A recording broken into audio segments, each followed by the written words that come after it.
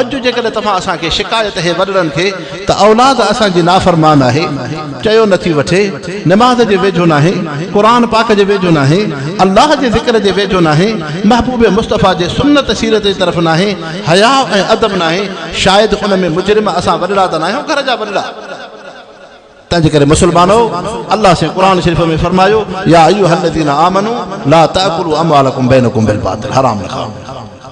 त मुसलमानो, ये क़ुरान पाक जी मजलिस आहे। अल्लाह से इंसान जे अंदरि ॿ शयूं रखियूं आहिनि। हिकु इंसान में ख़्वाहिश रखी अथई, रब से ख़्वाहिश रखी अथई। ॿियो अल्लाह से इंसान में गुस्सो कावड़ रखियो आहे। लेकिन हर शइ में रब जी हिकमत आहे। अल्लाह से इंसान में ख्वाहिश रखी, फरिश्ते में ख्वाहिश ना आहे। ला यासून अल्लाह फीमा अमरहुम, फरिश्ते के बुख नथी लगे, उञ नथी लगे। उन्हनि में मर्द औरत ना आहे। ईअं नाहे त हिकिड़ा फरिश्ता मर्द हुजनि त ॿिया फरिश्ता औरतूं हुजनि, मुज़कर मुअनस, ईअं ना आहे। उन्हनि में ख्वाहिश ना आहे। जे तव्हां असां मर्दनि खे मर्द जी तबियत में औरत ॾे लाड़ो थो थिए, औरत जी फितरत में मर्द ॾे लाड़ो थो थिए, इहा ख्वाहिश फरिश्तनि में ना आहे, इहा इंसान में अल्लाह साईं रखी आहे। छो रब साईं ख्वाहिश रखी? अल्लाह साईं खे हिकिड़ो निज़ाम हलाइणो, रब साईं खे हिकिड़ो निज़ाम हलाइणो। इंसाननि जे अंदरि घणियूं शयूं दीन जा अहकाम अहिड़ा आहिनि जेके ख्वाहिश जे ज़रिए हलंदा आहिनि। मसलन इस्लाम में निकाह हिकिड़ी इबादत है, निकाह हिकिड़ी वॾे में वॾी इबादत है। अंबिया इकराम निकाह कयो, रब साईं जन्नत में इन निकाह खे रखियो। हाणे इहा निकाह जी इबादत तव्हां मुसलमाननि खां तॾहिं थींदी जॾहिं तव्हां में रब साईं ख्वाहिश रखी। जे ख्वाहिश न हुजे हा इंसान में त हिन खां निकाह न थिए हा। निकाह इन जे करे थी पियो जो इंसान में अल्लाह से ख्वाहिश रखी। हाणे इंसान खे ख्वाहिश जे करे हिन खे गुनाह जा ख्याल थी पवंदा, ज़िना जो ख्याल थी पवंदो। तंहिंजे करे हिन इंसान खे ख्वाहिश में क़ुरान पाक सां तालुक़ ज़रूरी आहे। अल्लाह साईं क़ुरान शरीफ़ जी नेमत रखी। रब साईं फरमायो ला तक़रबु ज़िना, ज़िना जे वेझो न वञो। अल्लाह से फरमायो फनकिहू मा ताब लकुम मिन निसाए मसना व सुलास, निकाह जी पाक दामन ज़िंदगी गुज़ारियो।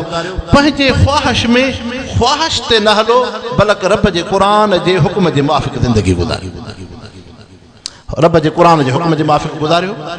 त हाणे ख्वाहिश में इंसान खे क़ुरान पाक सां तालुक़ ज़रूरी आहे। जे क़ुरान शरीफ़ सां तालुक़ न थी पियो, क़ुरान पाक सां निस्बत न थी पई त ज़िना थी पवंदी, ज़िना थी पवंदी। क़ुरान शरीफ़ केॾी दौलत आहे जेको इंसान खे गुनाह खां रोके थो। हज़रत मरसद गनवी रज़ियल्लाहु अन्हु हुज़ूर अनवर सल्लल्लाहु अलैहि वसल्लम जो सहाबी आहे। इस्लाम खां पहिरियां इन जा उन्नाक औरत सां ज़िना जा तालुक़ात आहिनि। लेकिन साहब सगुरु मुसलमान तो थे मदीने शरीफ में।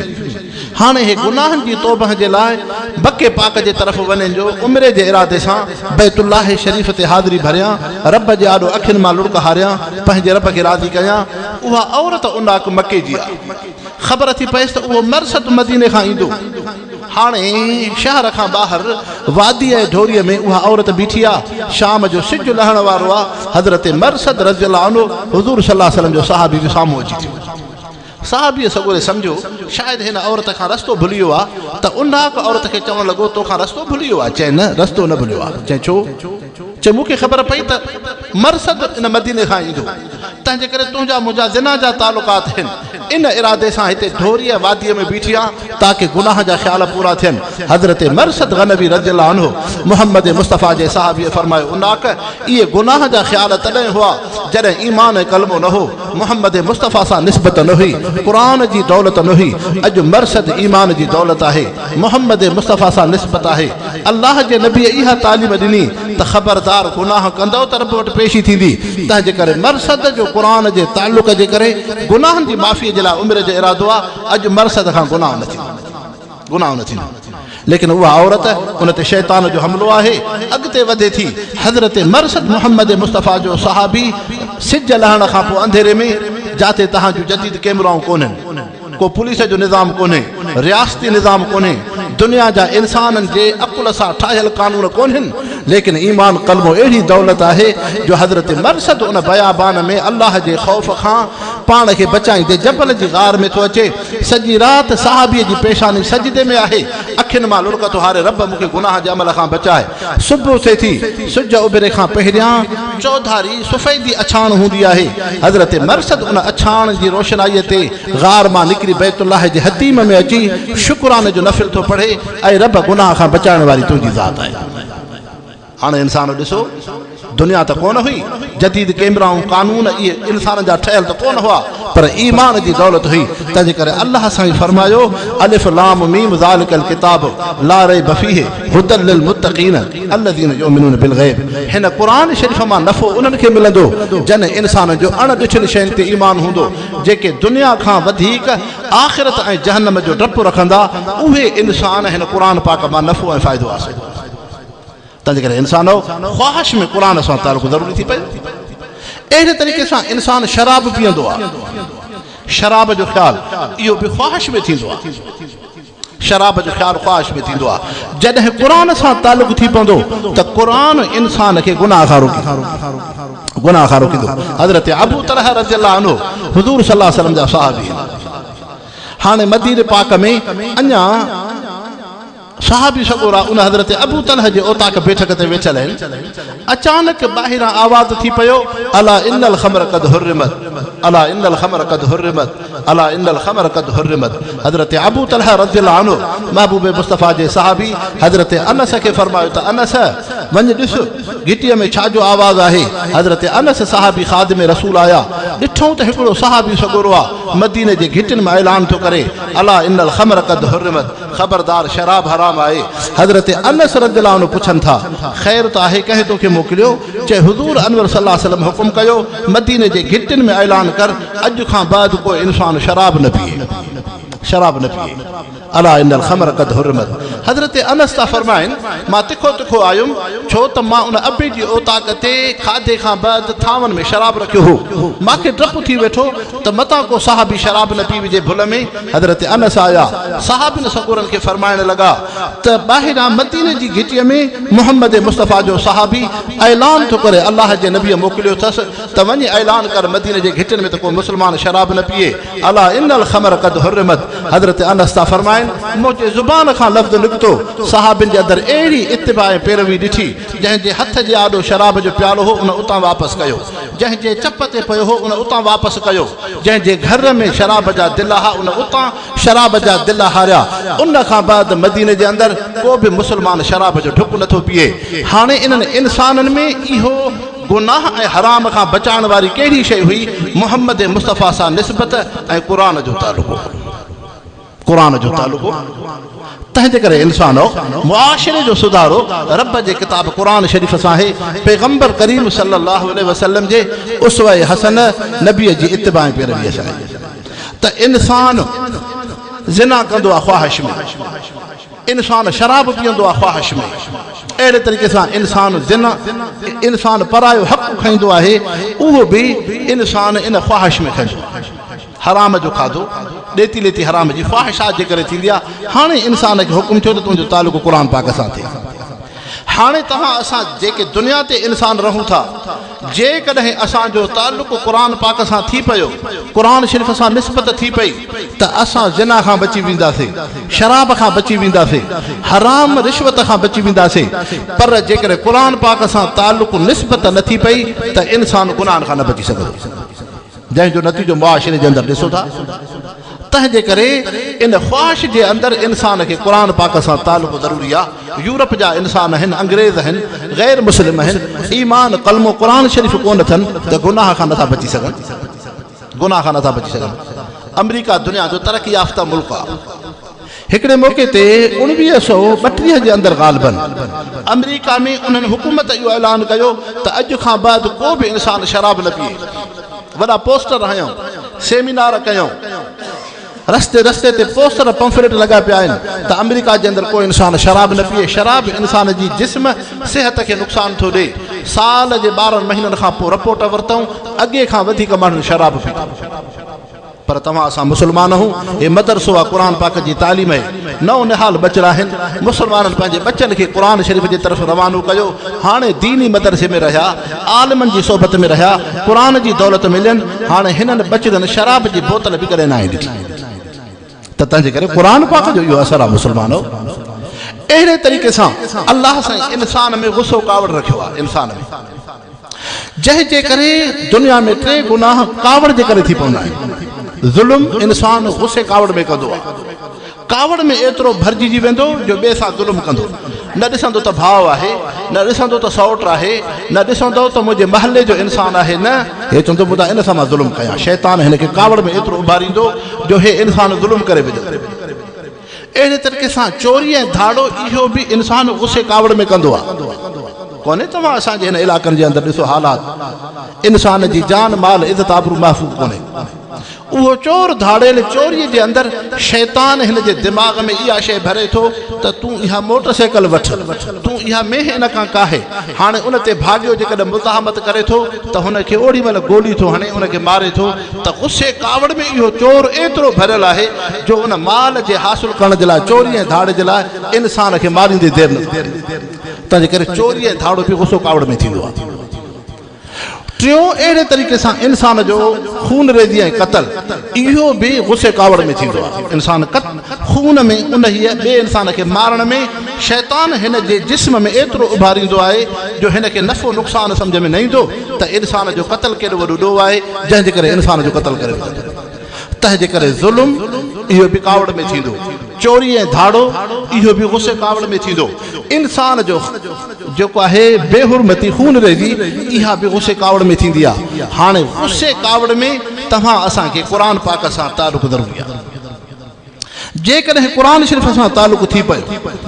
त क़ुर शरीफ़ इन इंसान जी कावड़ खे एतदाल में आणींदो आहे एतदाल में आणींदो क़ुर पाक सां तालुक़ थी पियो हे चोरी न कंदो चवंदो न रब साईं त ॾिसे थो रब साईं ॾिसे थो हज़रत अब्दुल्लाह बिन उमर हुज़ूर सल्लल्लाहु अलैहि वसल्लम जा साहबी आहिनि साहबिन खे नफ़ली रोज़ो आहे ॿाहिरि झंग में वञनि था त मन कंहिंखां बकरी मिले हिकिड़ो बकरार आहे ग़ुलाम बानो आहे बकरियूं थो चारे साहबी सॻोरो फरमाइश थो त हिकिड़ी बकरी ॾे चए मालिक यहूदीअ जूं आहिनि यहूदीअ जी इजाज़त कोन्हे चए तोखे ॾिसे त कोन थो त साहबीअ सॻोरे खे उन जवाबु ॾिनो त ख़बरदार मालिक त यहूदी त मदीने में आहे मां झंग में वेठो आहियां बयाबान में ॾिसे त कोन थो पर फ़अैन अल्लाह ऐं अब्दुल्लाह रब त ॾिसे थो रब खे छा जवाबु ॾींदो हाणे उहो बकरियूं थो चारे झंग में उन बकरियुनि में ख़यानत नथो करे इन इंसान खे गुनाह खां कहिड़ी बचाइण वारी शइ आहे अलाह जो ख़ौफ़ आहे रब फरमायो अलिफ लाम मीम ज़ालिकल किताब ला रैब फीह हुदल लिल मुत्तक़ीन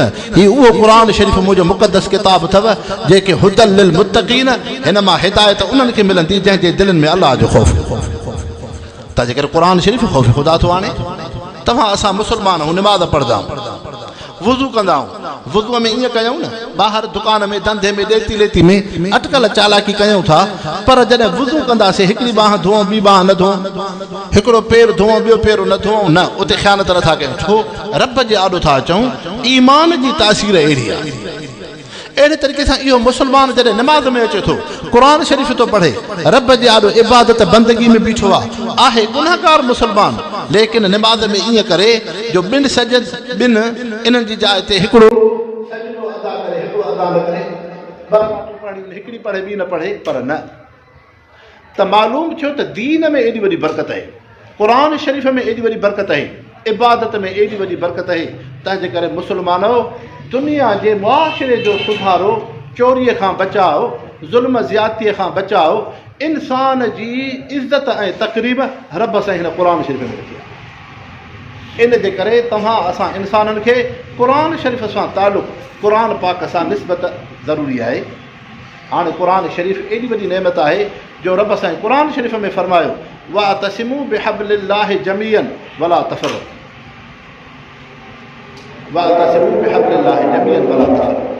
मुंहिंजे हिन रसीअ खे चिमड़ी को एतिसाम चिमड़ी को जीअं हिकिड़ी का शइ खॾ में कुएं में हेठि किरी पए उनखे मथे खणण जे लाइ ॿ शयूं कबियूं हिकु त उहा रसी उनखे मज़बूत करे वेठिजे हाणे रसीअ जो हिकिड़ो कमु इहो हो उन हेठि शइ खे मथे खणी आयो ऐं ॿी इहा शइ आहे त उनखे पंहिंजी मंज़िल ते पहुचाए तारीख़ रब तो फरमाए वअतसिमू बिहब्लिल्लाह ऐ इंसानो मुझे कुरान पाक के रस्से के चिमड़ी पकड़ लेकिन जमीयन अल्लाह से इन न फरमाए कि फिरानी बिरादरी न जमीयन पूरी उम्मत मोहम्मदी कुरान पाक की चिमड़ी पाओ कहने का कुरान शरीफ हुआ दौलत है जेका तमा असा मुसलमानन के रंग नस्ल बिरादरी दुनिया जे इलाही माहौल का कढ़ी करे मुसावात बराबरी जो माहौल तो दे कहने के रब फरमाए इन्नमल मुमिनूना इख्वा मुसलमान सब पाण में भाई मुसलमान भाई हुजूर सल्लल्लाहु अलैहि वसल्लम फरमाए या अय्युहन नास इन्न रब्बकुम वाहिद इन्न अबाकुम वाहिद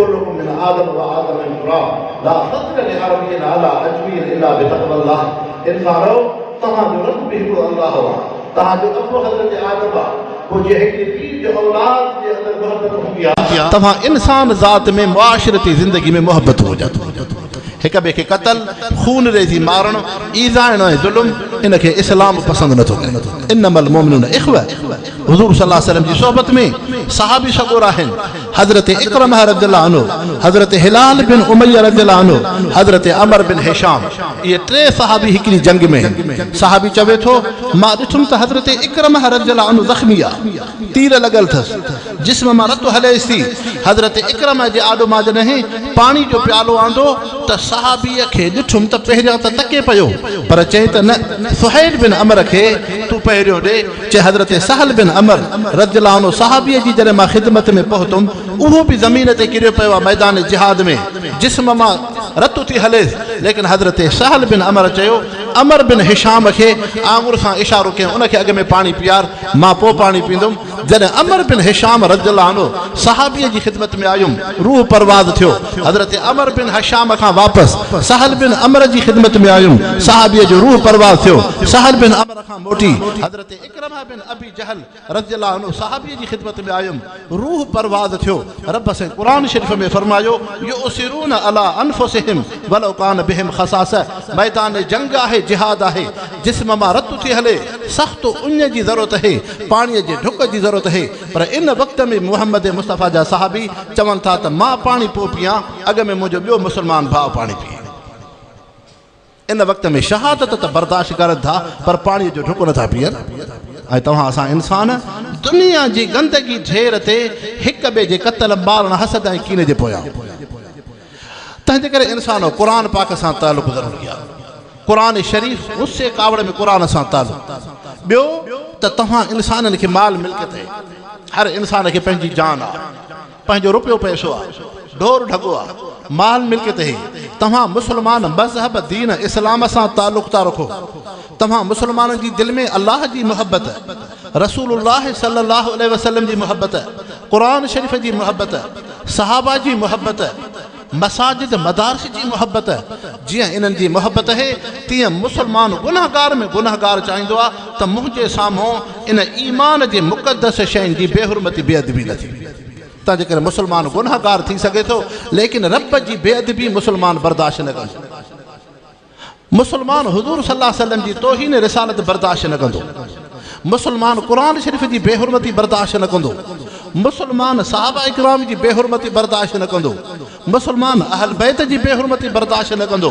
मुसलमान मसाजिद मदारिस शाइरे इस्लाम जी बेहुरमती बर्दाश्त न कंदो हाणे इनखे ईमानी गैरत तॾहिं ईंदी जॾहिं हिन जो तालुक़ क़ुरान पाक सां हूंदो इन जे करे मुसलमानो ख्वाहिशात में भी क़ुरान सां तालुक़ ज़रूरी आहे त गुस्से कावड़ में भी क़ुरान पाक सां तालुक़ ज़रूरी आहे जो क़ुरान इंसान जे गुस्से कावड़ खे एतदाल ऐं बराबरी में आणे थो हाणे क़ुरान शरीफ़ एॾी वॾी नेमत आहे जो हुज़ूर सल्लल्लाहु अलैहि वसल्लम फरमायो इन अल्लाह औहा इलैया वहयन व इन्नी अर्जू अन यकून अक्सरुहुम तबअन यौमल क़ियामह फरमायो मुंहिंजा उम्मती जन्नत में घणे खां घणा हूंदा घणे खां घणा जन्नत में मां मुहम्मद मुस्तफ़ा जी उम्मत हूंदी लेकिन कहिड़ा उम्मती घणे खां घणा हूंदा अक्सरुहुम फरमायो घणा उहे हूंदा जेके मुंहिंजे क़ुरान पाक खे पढ़ंदा इन अल्लाह औहा इलैया वहयन व इन्नी अर्जू अन यकून अक्सरुहुम तबअन यौमल क़ियामह जेके क़ुरान शरीफ़ सां तालुक़ रखंदा क़ुरान पाक सां निस्बत रखंदा क़ुरान जे निस्बत तालुक़ जे करे मुंहिंजी उम्मत घणे खां घणी जन्नत में वेंदी तंहिंजे करे इंसान दुनिया जो सुकून बीमारियुनि खां ऐं अहिड़े तरीक़े सां आफ़ात मुसीबतुनि खां बचा अल्लाह से क़ुरान शरीफ़ में रखी आहे क़ुरान पाक वॾे में वॾी नेमत आहे। हज़रत शाह अब्दुल गनी रहमतुल्लाह अलैह इमाम शाह वलीउल्लाह जा फ़र्ज़ंद आहिनि। अंग्रेज़ गैर मुस्लिम आहे, गैर मुस्लिम जे हथ में लोह जो ट्रामो आहे। हाणे उहो अंग्रेज़ गैर मुस्लिम थो चवे शाह अब्दुल गनी रहमतुल्लाह अलैह खे त तव्हां मुस्लमान हक़ ते हो, त हिन आलिम दीन चयो हा असां मुस्लमान हक़ ते हूं जो असांखे क़ुरान शरीफ़ आहे, क़ुरान पाक जहिड़ी दौलत आहे। त उन अंग्रेज़ चयो तव्हांजे क़ुरान पाक में असरु आहे, त हिन आलिम दीन चयो हा क़ुरान पाक में असरु आहे। जेकॾहिं इन इहे ट्रामे ते क़ुरान शरीफ़ पढ़िजे त सोन थी पवंदो, बीमार ते पढ़िजे त ख़ुशि थी वेंदो, जंहिं ते नज़र सहर जादूअ जो असरु हूंदो क़ुरान शरीफ़ पढ़िबो उनखे अलाह साईं उन नज़र खां सहर खां जादूअ खां बचाईंदो। दीन दुनिया जूं भलायूं अलाह साईं क़ुरान शरीफ़ में रखियूं। ईअं आहे।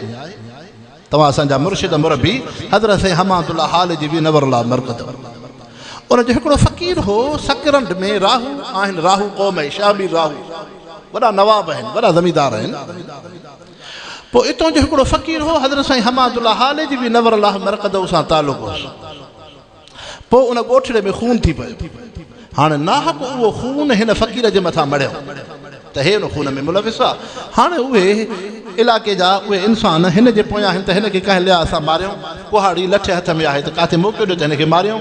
हे उतां लिकी छपी आयो हाल जी शरीफ़ हज़रत साईं वॾनि रहमतुल्लाह अलैह जी ख़िदमत में। हज़रत साईं जन खे अर्ज़ु कई त साईं असांजे ॻोठ में खून थी पियो आहे, पर नाहक मुंहिंजे मथां बीहजी आहिनि, मुंहिंजे मारण जे उहे इंसान जेके हिन रस्तनि ते बीहनि था।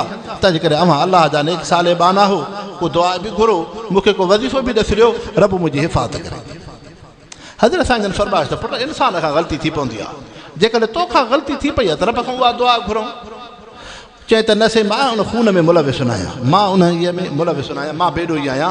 हाणे हज़रत साईं जन फरमाइश त पुट तूं पोइ आयतुल कुर्सी पढ़। सुबुह जो घर खां निकिरे 7 दफ़ा आयतुल कुर्सी पढ़ी साम्हूं शुकारे छॾींदो कर, वरी जॾहिं ओॾां अचे घर जे तरफ़ क़ुरान पाक आयतुल कुर्सी पढ़ंदो रहो। पुट उथंदे वेहंदे घुमंदे फिरंदे हर नमाज़ सां तूं क़ुरान शरीफ़ मां आयतुल कुर्सी पढ़। हज़रत हमादुल्लाह हाल जी बि जन फरमायो पुट फ़क़ीर हीअ आयतुल कुर्सी मुस्लमान खे रब अहिड़ो हथियार ॾिनो आहे, इन खां वधीक रब मुस्लमान खे ॿियो को हथियार ई कोन ॾिनो। हाणे उहो फ़क़ीर थो चवे त मां उथंदे वेहंदे घुमंदे फिरंदे आयतुल कुर्सी पढ़ां जीअं मूंखे अलाह जे नेक साले बाने ॾस ॾियो, रब मूंखे बचायो इन खून खां। हाणे उहे जेके रस्ते ते बीहनि था अलाह तुंहिंजे अखि मां नज़र दीद ख़तमु थो करे त इंसान क़ुरान पाक में पंहिंजो असरु आहे। ईअं नाहे त क़ुरान शरीफ़ में असरु नाहे। तव्हां असां मुस्लमाननि में बीमारी अची वई आहे जो असांजो यकीन कमज़ोर आहे। असांखे उन वाणी ते यकीन हूंदो, घोटके में जेकॾहिं वाणियो डॉक्टर हुजे उहो चवंदो त तोखे शुगर वधी वई आहे, तो में बीमारी आहे, तंहिंजे करे हाणे तोखे बीमारी ख़तरनाक लाइक़ु थी आहे। इन वाणे ते यकीन आहे पर क़ुरान शरीफ़ ते मुस्लमान खे यकीन कोन्हे। हालांकि हुज़ूर अनवर सल्लल्लाहु अलैहि वसल्लम फरमायो फातिहतुल किताब शिफ़ाउन लिकुल्लि दाइन इल्ला साम, मौत खां सवाइ हर बीमारीअ जो अलहमद में इलाज आहे। मां गौसपुर जे इलाइक़े में वयुमि, उते हिकिड़ो शख़्स मिलियो मुस्लमान, चएसि मूंखे अहिड़ी बीमारी हुई, डॉक्टर चयो तुंहिंजो इलाज कोन्हे, तूं मरी वेंदी, तूं न बचंदी। चए पोइ मां परेशान थी पियो। हाणे आयुमि हाल जी शरीफ़, तव्हांजे हज़रत साईं वारिद साईं क़िबला साईं अब्दुल समद साहिबु अलाह से उन्हनि खे हयाती दराज़ अता फरमाए, उन्हनि जो सायो जमात जे मथां फरमाए। चए साईं जन मूंखे फरमायो त पुट अलहमद शरीफ़ पढ़, दवा खाए, पानी पिए, मानी खा, जेका बि शइ वात में रखो, हिकु दफ़ो अलहमद शरीफ़ पढ़ो बसि, पर पढ़ यकीन सां। चएसि मां बि अची मौत जे डप खां अलहमद खे पियो पढ़ां, खाईंदे पीअंदे हर दवा में अलाह से अलहमद जी शिफ़ा सां मूंखे अहिड़ी शिफ़ा ॾिनी, बीमारी ख़तमु थी वई। हाणे मां देगी जी मानी खावां, मिर्च खावां, मां काई रख परहेज़ न कंदो आहियां। त इंसानो अलाह से क़ुरान पाक में असरु त रखियो आहे। त शाह अब्दुल गनी रहमतुल्लाह अलैह उन अंग्रेज़ गैर मुस्लिम खे चयो त क़ुरान पाक में असरु आहे, इन ट्रामे ते मां क़ुरान शरीफ़ पढ़ां त सोन थी वेंदो, पर तूं मुस्लमान थींदे। चएसि बराबरि। हाणे उन गैर मुस्लिम खां उहो ट्रामो वठी उहो आलिम दीन हथ ते रखी मुस्लमान क़ुरान शरीफ़ मां नंढड़ी आयत थो पढ़े, जेको तव्हां असां मुस्लमान में हर हिकु मुस्लमान खे उहा आयत ईंदी आहे, बिस्मिल्लाहिर रहमान रहीम। नंढड़नि खे अचे, वॾड़नि खे अचे, हर तबिके जे मुस्लमान खे इहा आयत ईंदी आहे। पूरे क़ुरान शरीफ़ जे 30 सिपारनि जूं बरकतूं रहमतूं अलाह से इन नंढड़ी आयत में रखियूं अथव। बिस्मिल्लाहिर रहमान रहीम एॾी वॾी जामे दुआ आहे जो पूरे क़ुरान जूं बरकतूं इन में अथव। ॿी का तव्हांखे दुआ नथी अचे त इहा पढ़ो, बिस्मिल्लाहिर रहमान रहीम, उथंदे वेहंदे घुमंदे फिरंदे इहा पढ़ो। तंहिंजे करे उन आलिम सगोरे बिस्मिल्लाह पढ़ी ट्रामो सोन थी पियो हाणे उन इंसान कलमो पढ़ियो मुसलमान थियो हाणे चए त मौलवी साहब इहो असर तुंहिंजी ज़ुबान में आहे या हिन किताब क़ुरान शरीफ़ में आहे त शाह अब्दुल गनी रहमतुल्लाह अलैह उन नए मुसलमान खे फरमायो त मुसलमान ॿ क़िस्म हूंदा हिकिड़ा उहे मुसलमान हूंदा जंहिंजी ज़िंदगी क़ुरान शरीफ़ जे मुआफ़िक़ हूंदी क़ुरान हुकुम करे थो निमाज़ जो रोज़े जो हज जो हया जो पाक दामिनी जो उन्हनि मुसलमान जी ज़िंदगी अहिड़ी हूंदी गुनाह खां ज़िना खां शराब खां ज़ुल्म खां गंदगियुनि खां हसद कीने खां परे हूंदा पर जंहिं मुसलमान जी ज़िंदगी क़ुरान जे मुआफ़िक़ हूंदी उन जी ज़ुबान में असरु हूंदो जंहिं मुसलमान जी ज़िंदगी क़ुरान जे उबतड़ हूंदी उन जी ज़ुबान में असरु न हूंदो तंहिंजे करे दवा त आहे तव्हां असांखे अल्लाह से नेक अमल जी तौफ़ीक़ अता फ़रमाए अॼु अल्लाह से तव्हां असांखे नेक मजलिस में सादत नसीब फ़रमाई आहे जिथे क़ुरान शरीफ़ थो पढ़िजे हीउ तालिबुल इल्म हे हुज़ूर पाक सल्लल्लाहु अलैहि वसल्लम जा महिमान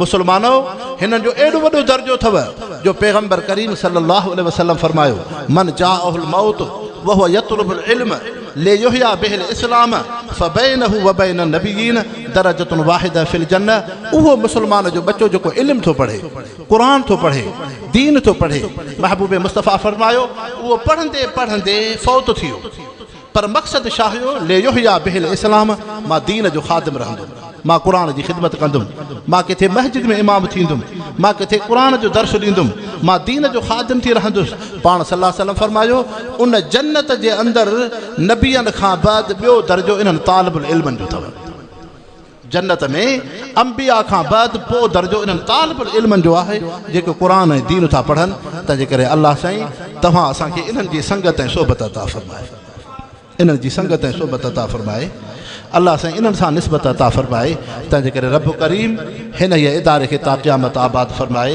कारी अब्दुल ख़ालिक़ साहब मौलवी मोहम्मद शाबान साहब हिन महल्ले जे उन्हनि जमात जी ख़िदमतुनि खे अल्लाह से पंहिंजी बारगाह में क़बूल फ़रमाए रब करीम तव्हां असांखे जी हाज़िरी बि क़बूल फ़रमाए वमा अलैना इल्लल बलागुल मुबीन।